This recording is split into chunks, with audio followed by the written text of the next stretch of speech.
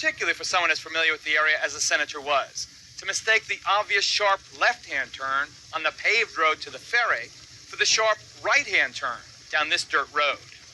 That the senator was heading for a romantic liaison, or was attempting to avoid being noticed by a cruising policeman, alone, late at night with a woman not his wife in the car, seem much more logical conclusions.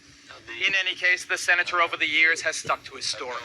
He lost his way, drove off the bridge, managed to escape the submerged car, tried several times, unsuccessfully, to rescue Mary Jo, then walked back to the party cottage in shock. Be that as it may, the senator did not report the accident until after the submerged car was found, early the next morning. Jim Arena, then Edgartown Police Chief, was the first official on the scene.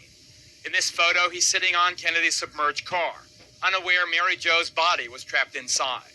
Later that morning, almost 10 hours after the accident, Jim Arena would be the first official to hear Kennedy tell his tale.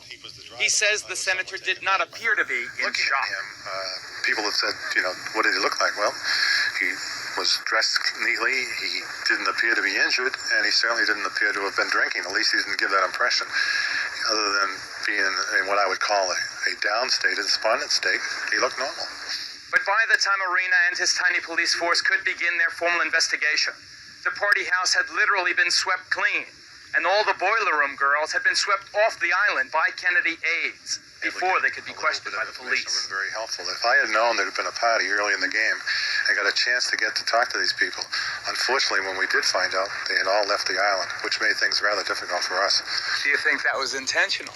Well, there's no doubt in my mind that they wanted to get everybody out of there. I can't place what the intent was other than the fact that they didn't want us to talk to us, probably. Perhaps the single most haunting aspect to the Chappaquiddick tragedy is the fact that a timely alarm was never sounded. If it had been, John Farrar wonders what might have been.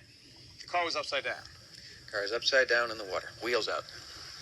She drowned then? No, she didn't drown. It's a common misnomer. They let the girl suffocated in her own air void. You mean there was an air bubble trapped in the car? There was a great amount of air that was trapped in the automobile initially. There was a great amount of air that was exuding from the automobile 9 hours later when we removed it. And she was holding herself in an air void for a considerable period of time. She was conscious? She was totally conscious and was able to hold her face deep into the footwell, which is up in this case, and availing herself of the last air in the automobile. How long do you figure she survived down there? I think a minimum of 1 hour, possibly as long as 2. Are you saying that if the alarm had been